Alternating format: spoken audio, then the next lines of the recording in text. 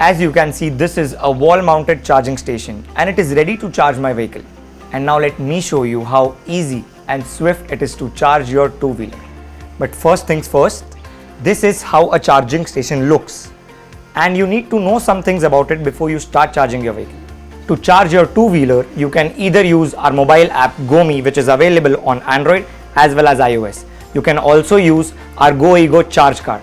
Simply scan the QR code and you can start this simple process. And for your convenience, we have made a separate video on how to use the goMe app. So kindly visit and view that as well. Once you are through the app, it is now time to take the charge port out of the charger and plug it in.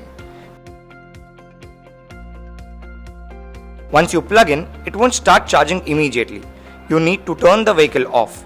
The charging port cannot be pulled out since it is locked for safety reasons.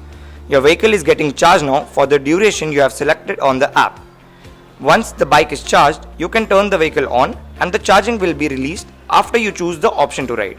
Talking about the duration for a battery to get completely charged, it generally takes 2 hours for a full charge. It also may vary on the vehicle you have. Once you are done charging your bike, your app will notify you about the same. Here you can share your experiences and give ratings to our services. In the next video, I will share some more details about the charging station. Till then, stay charged up.